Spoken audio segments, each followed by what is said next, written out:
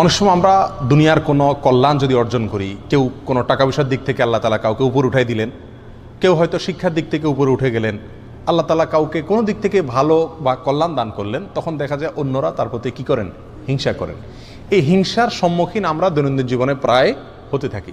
কোনো লোক যদি আমার প্রতি হিংসা করে আমাকে নানাভাবে ক্ষতি করার চেষ্টা করতে পারে। নাম্বার এক, হিংসা করে বদনজরের মাধ্যমে ক্ষতি করে, অর্থাৎ এমনভাবে তাকায় দেখে, আপনার ক্ষেতে ফসল ভালো হয়েছে হয়তো, এই ফসল দেখে এমনভাবে দেখে, যেটাকে আমরা বলি নজর দেওয়া, মুখ দোষ দেওয়া, বদনজর করা, মনে হয় যে সে খেয়ে ফেলবে। এটা হলো হিংসার চোটে সে দেখলো। একটা হলো না, আলহামদুলিল্লাহ তার এটা ভালো হয়েছে, ভালো লাগছে, সুবহানাল্লাহ, মাশাআল্লাহ, আলহামদুলিল্লাহ বলছে, এটা একটা দৃষ্টি। আরেকটা হলো না, ওরে বাপরে বাপ, এর এত হইলো, এই যে হিংসার চোটে দেখলো, এটাকে বলা হয় বদনজর। এই বদনজরের মাধ্যমে অনেক সময় ক্ষতি হয়।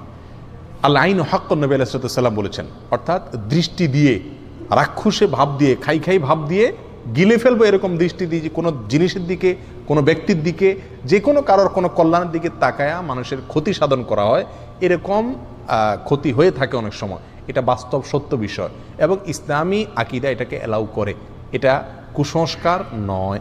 অতএব এইভাবে যদি আমাদের কেউ হিংসা করে, অর্থাৎ বদনজর দেয়, আপনি একটা গাড়ি কিনছেন, আপনার ছেলেটা মাশাআল্লাহ স্বাস্থ্যবান, ভালো খায় মাশাআল্লাহ, ছোট বাচ্চা, কারোর সামনে খাওয়াইছেন, তার বাচ্চাটা হয়তো খায় না, সে দেখে বলছে ওরে বাপরে বাপ, অথবা কিছুই বলে না, কিন্তু তাকাইছে, যে হিংসার দৃষ্টিতে তাকাইছে, এটাকে বলে বদনজর। এর মাধ্যমে বাচ্চার ক্ষতি হতে পারে, হবে এটা কোনো জরুরি না, নাও হতে পারে, আবার ক্ষতি হওয়ার সম্ভাবনাও আছে।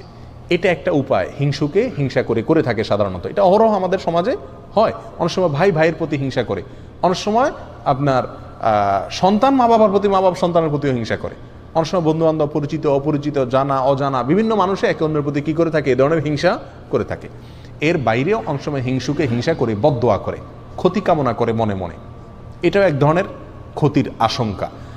তৃতীয়ত, অনেক সময় হিংসুকে হিংসা করে আপনাকে তলে তলে বিভিন্নভাবে, শারীরিকভাবে, অর্থনৈতিকভাবে, নানাভাবে আপনাকে হেনস্থা বা ক্ষতি করার চেষ্টা করে। অতএব এই হিংসার মুখোমুখি আমরা হই কি হই না জীবনে? যদি কেউ আপনার প্রতি হিংসা করে এরকম আপনার মনে হয়, তাহলে আপনি কয়েকটা কাজ করবেন, ইনশাআল্লাহ হিংসুক আপনার কোনো ক্ষতি করতে পারবে না। নাম্বার এক, সূরা ফালাক, সূরা নাস বেশি বেশি পড়বেন। সূরা ফালাক এবং নাস এটা নাজিলি হয়েছে কিসের কারণে? এই হিংসুকের হিংসা থেকে বাঁচার জন্য। সূরা ফালাকের একটা আয়াতই আছে, আল্লাহ বলেছেন ওমিন শাররি হাসিদিন ইযা হাসাদ, হিংসুক যখন হিংসা করে তখন আমি তার ক্ষতি থেকে আল্লাহর কাছে কি চাই? আশ্রয় চাই। অতএব সূরা ফালাক এবং নাস, আপনার ছেলের প্রতি হিংসা হয়েছে, আপনি একটা জমিন ভালো চাষ হয়েছে, ফসল ভালো হয়েছে, সেটার প্রতি কারোর নজর পড়ছে মনে হয়েছে, এরকম যে কোনো কিছুর প্রতি যদি মনে হয় আপনার নজর পড়ছে, তো আপনি সূরা ফালাক এবং নাস বেশি বেশি পড়েন এবং ফু দেন, ইনশাআল্লাহ বিদিনিল্লাহ কী হয়ে যাবে? হিংসার যে ক্ষতি এটা দূর হয়ে যাবে।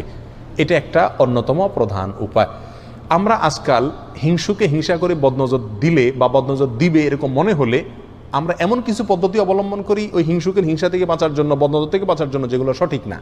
যেমন বাচ্চাকে বদনজর থেকে বাঁচানোর জন্য কপালে কালো টিপ দেয়, দেখছেন? সাদা ফুটফুটে বাচ্চার এখানে কপালে কালো টিপ দিলে আরও বরং বেশি সুন্দর লাগে, বদনজরটা আরও বেশি করে লাগার সম্ভাবনা থাকে। বিধায় বদনজর থেকে বাঁচার জন্য কালো টিপ দিলে এটা কুসংস্কার, এটা ভুল পদ্ধতি, এটা ঠিক হবে না, এটা শিরকে আসগার হবে। কালো টিপের কারণে সে কি বদনজর থেকে কী করতে পারবে না? বাঁচতে পারবে না। তবে হ্যাঁ, সৌন্দর্যের জন্য যদি ভিন্ন কথা। অনেকে দেখবেন খেতে খামারে ভালো ফসল টসল হলে সেখানে দেখবেন মাটির হাঁড়ির পিছনে কালি লাগায় ঝুলাই দেয়, যাতে বদনজর না লাগে। মানুষ মনে করে যে ওই হাঁড়ির দিকে তাকাবে, হাঁড়ির দিকে তাকানোর কারণে সে আর ওই ফসলের দিকে তাকায় যে বদনজর করবে, সেই সুযোগ পাবে না। এটাও ভুল ধারণা। হাঁড়ির দিকে তাকাবে দেখে ফসল দেখবেন এমন কোনো কথা হলো? একটা ভ্রান্ত ধারণা। অনেকে দেখা যায় ঝাড়ু ঝুলাই দেয়, অনেকে দেখা দেয় বিভিন্ন ওই যে গরুর চোয়াল, হাড্ডি এগুলো ঝুলাই দেয়, অনেকে দেখবেন জুতা ঝুলাই দেয়, অনেকে চুল ঝুলাই দেয়। এরকম বহু তামাশা আমাদের দেশে আছে। মনে রাখবেন, এগুলো করে আপনি বদনজর থেকে বাঁচার কোনো উপায় নাই। আর এটা বদনজর থেকে বাঁচার, হিংসুকের হিংসা থেকে বাঁচার কোনো সহি পদ্ধতিও না। আপনাকে কি করতে হবে? সূরা ফালাক এবং নাস পড়ে ফু দিতে হবে এবং এটার আমল করতে হবে। ইনশাআল্লাহ আল্লাহ তাআলা ক্ষতি দিয়ে কী করবেন? রক্ষা করবেন।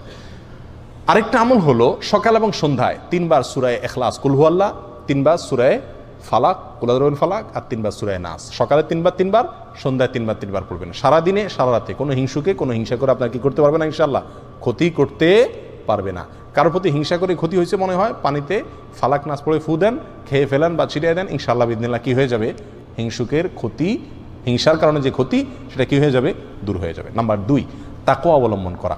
আল্লাহ সুবহানাহু ওয়া তাআলা কোরআনে কারীমের ভিতরে বলেছেন, ওয়া ইন তাসবিরু ওয়া তাত্তাকু লা ইয়াদুররুকুম কাইদুহুম শাইআ, যদি তোমরা ধৈর্য ধারণ করো আর গুনাহ থেকে বাঁচো, নিজে ভালো পথে থাকার চেষ্টা করো, হারামের ধারে কাছে না যাও, তাকওয়ার উপরে থাকো, তো মনে রাখবে তাদের চক্রান্ত, তাদের কোনো ষড়যন্ত্র তোমার কোনো ক্ষতি করতে পারবে না। অতএব সার্বিকভাবে যদি আমি তাকওয়ার উপরে থাকার চেষ্টা করি ভালো মানুষ হিসাবে, হারাম থেকে বেঁচে থাকার চেষ্টা করি, ইনশাআল্লাহ হিংসুকে হিংসা করে আমার কোনো ক্ষতি করতে পারবে না। নাম্বার 3, সকাল এবং সন্ধ্যায় অনেকগুলো দোয়া আছে যেগুলো পড়লে সারা দিনে সারা রাতে ইন্স্যুরেন্স হয়ে যায়, আল্লাহ সুবহানাহু ওয়া তাআলা হেফাজত করেন, এগুলো রক্ষা কবচ। আমরা বুঝি হলো তাবিজ লাগানো, তাবিজ ঝুলাই দিলাম, তাবিজে আমাদেরকে রক্ষা করে দিবে। কথা বুঝে আসছে? নবী আলাইহিস সালাম তার সারা জীবনে কখনো তিনি কাউকে তাবিজ দেন নাই বা তাবিজ দিতে বলেনও নাই। তিনি শিখাইছেন কি, সকালে এ দোয়া পড়ো, সারাদিন তোমার কোনো ক্ষতি করতে পারবে না কেউ, সন্ধ্যায় দোয়া পড়ো, সারা রাত কেউ তোমার কোনো ক্ষতি করতে পারবে না। তার আমলগুলো যদি করেন, বাতানো আমলগুলো, তাহলে ইনশাআল্লাহ হিংসা থেকে বাঁচা যাবে। সকালে আপনি পড়তে পারেন বিসমিল্লাহিল্লাযী লা ইয়াদুররু মা ইসমিহি শাইউন ফিল আরদ ওয়ালা ফিস সামাই ওয়া হুয়াস সামিউল আলিম, অর্থাৎ আমি শুরু করতেছি আমার সকাল অথবা সন্ধ্যাকে ওই আল্লাহর নামে, হ্যাঁ, যার নাম থাকলে সেখানে জমিনে আসমানে কোনো কিছুতে কোনো ক্ষতি করতে পারে না। এ দোয়া আপনি সকালে 3 বার পড়েন, সন্ধ্যায় 3 বার পড়েন, ইনশাআল্লাহ সারাদিনে সারা রাতে কোনো কিছু ক্ষতি করতে পারবে না। বিসমিল্লাহি আলা দীনি ওয়া নাফসি ওয়া ওয়ালাদি ওয়া আহলি ওয়া মালি, আল্লাহ নামে শুরু করতেছি আমার সকালকে, আমার সম্পদ, আমার জীবন এবং আমার আহাল পরিবার, এই সব কিছুকে আমি আল্লাহর নামে শুরু করতেছি। সকালে 3 বার পড়েন, সন্ধ্যায় 3 বার পড়েন, ইনশাআল্লাহ কোনো কিছুই ক্ষতি করতে পারবে না। অনুরূপভাবে বহু দোয়া নবী আলাইহিস সালাম শিখাই গেছেন। হাসবি আল্লাহু লা ইলাহা ইল্লাহু আলাইহি তাওয়াক্কালতু ওয়া হুয়া রাব্বুল আরশিল আযীম, 7 বার 7 বার পড়েন, সূরা তাওবার শেষ আয়াত। আল্লাহ আমার জন্য যথেষ্ট, যিনি ছাড়া কোনো সত্য মাবুদ নাই, তার উপর আমি ভরসা করেছি, তিনি সর্বোত্তম কর্মবিধায়ক। ব্যাস, আল্লাহর উপরে ভরসা করার এই আয়াতটা পড়েন 7 বার সকালে, সন্ধ্যায় 7 বার, ইনশাআল্লাহ সারাদিনে কি হয়ে যাবে, আপনার জন্য ইন্স্যুরেন্স হয়ে যাবে, কোনো কিছুতে আপনার কোনো ক্ষতি করতে পারবে না। এরকম আরও বহু আমল আছে যে আমলগুলো আমরা সকাল সন্ধ্যা করলে সারাদিনের এবং সারা রাতের হেফাজত হয়ে যাবে, কোনো হিংসা করলেও আমাদের ক্ষতি করতে পারবে না। নাম্বার 4, হিংসুকের হিংসা থেকে বাঁচার জন্য যে হিংসা করে তার প্রতি একটু দয়া করে দেন। হিংসুকের মন থাকে একটু ছোট, সে আপনার ভালো দেখে তার ভিতরে জ্বলে, তো যদি আপনি বুঝতে পারেন বা টের পান যে এর হিংসা হচ্ছে, তার বিশেষ করে সালাম দেন, একটু হাদিয়া তোফা দেন, একটু দাওয়াত দিয়ে খাওয়ান, একটু তার সাথে ভালো আচরণ করে, দেখবেন ইনশাআল্লাহ তার হিংসাটা আস্তে আস্তে কী হয়ে যাবে, দূর হয়ে যাবে। নাম্বার 4, হিংসুকের হিংসার দিকে বেশি একটা নজর দিয়েন না। একটা জিনিস মনে রাখবেন, নবী আলাইহিস সালাম বলেছেন, সারা পৃথিবীর সমস্ত মানুষ যদি একত্রিত হয় তোমার কোনো ক্ষতি করার জন্য, তো আল্লাহ যেটুকু তোমার কপাল লিখে রাখছেন ক্ষতি ওর বেশি করতে পারবে না। আর যদি সারা পৃথিবীর সব মানুষ একত্রিত হয়ে তোমার কোনো উপকারও করতে চায়, তবুও আল্লাহ যেটুকু লিখে রেখেছেন তার চেয়ে বেশি উপকার করতে পারবে না। বিধায় একজন মুমিন হিংসুকের হিংসা নিয়ে পড়ে থাকবে না, আল্লাহর উপর ভরসা থাকবে, যে আল্লাহর ভরসা থাকলে ইনশাআল্লাহ আমার কোনো ক্ষতি সে করতে পারবে না। নাম্বার 5, শেষ নম্বর পয়েন্ট হলো সবসময় তাওহীদকে মজবুত করা, আল্লাহর প্রতি বিশ্বাসটাকে কি করা, মজবুত করা। আল্লাহর প্রতি যত বিশ্বাস গাঢ় থাকবে, অন্য কোনো মানুষ বা অন্য কোনো বস্তুর ক্ষতি এটার প্রতি তার আশঙ্কা তত কম থাকবে, এগুলোকে সে তত কম পরোয়া করবে। এই জন্য আল্লাহর প্রতি ইমানটাকে, তাওহীদটাকে মজবুত করব, তাওহীদকে শিখবো, জানবো, বোঝার চেষ্টা করব, রপ্ত করার চেষ্টা করব, ইনশাআল্লাহ হিংসুকের হিংসার দিকে কী হবে না, আমাদের নজর হবে না। এটা তো হলো হিংসুকের হিংসা থেকে বাঁচার জন্য বললাম। অনেক সময় আমরা নিজেরাই কি করি, আরেকজনের প্রতি হিংসা করি, টেরও পাই না যে হিংসা করছি। হিংসা একটা কবিরা গুনাহ, হিংসা একটা কি কবিরা গুনাহ। কোরআনে কারিমে আল্লাহ সুবহানাহু ওয়া তাআলা হিংসার বিষয়ে একাধিক আয়াতে আল্লাহ তাআলা আলোচনা করেছেন। এক আয়াতে আল্লাহ বলেছেন, আম ইয়াহসুদুনা আন-নাসা আলা মা আতাহুমুল্লাহু মিন ফাদলি, আল্লাহ কাউকে দয়া করে কোনো একটা কিছু দিয়েছেন, ফসলটা ভালো হয়েছে, ইনকাম ভালো হয়েছে, তার প্রমোশন হয়েছে, কোনো একটা ভালো দিক আল্লাহ তাআলা তাকে দিলেন, এটা দেখে তুমি হিংসা করছো যে আল্লাহ দিয়েছেন সেজন্য, তার মানে তুমি তো আল্লাহর এই ফয়সালাকে তুমি মানতে পারছো না। রেজাবিল কাজা ইমানের গুরুত্বপূর্ণ পয়েন্ট, তার মানে তোমার ইমান আছে কিনা এটা নিয়ে সন্দেহ। আল্লাহ তাকে দিয়েছেন, এটা আল্লাহর ফয়সালা, অতএব এটা তুমি সন্তুষ্ট থাকতে হবে। তুমি হিংসা করলে তার কোনো ক্ষতি করতে পারবে না। প্রিয় ভাইয়েরা, আপনার অন্তরে হিংসা আছে কিনা কারোর প্রতি কীভাবে বুঝবেন? কারোর কোনো ভালো সংবাদ শুনে, কারোর কোনো ভালো হাল দেখে, কারোর কোনো সুখের অবস্থা দেখে আপনার ভিতরে জ্বলে কিনা দেখবেন। যদি ভিতরে দেখেন যে জ্বলে চিনচিন করে, একজনের খবর শুনছেন যে সে আপনার প্রমোশন হয়ে গেছে, একজনের খবর শুনলেন যে সে মাশাআল্লাহ এত টাকা পেয়ে গেছে, লটারিতে আপনি পাইলেন না, সে পাইল, হয় না এরকম? একজনের খবর শুনলেন যে তার ছেলে মাশাআল্লাহ এসএসসিতে গোল্ডেন 5 পেয়ে গেছে, আপনার ছেলে ফেল করছে, তারটা শুনছেন, শোনার পর আপনার অন্তরে চিন করে জ্বলল, হয় না এরকম?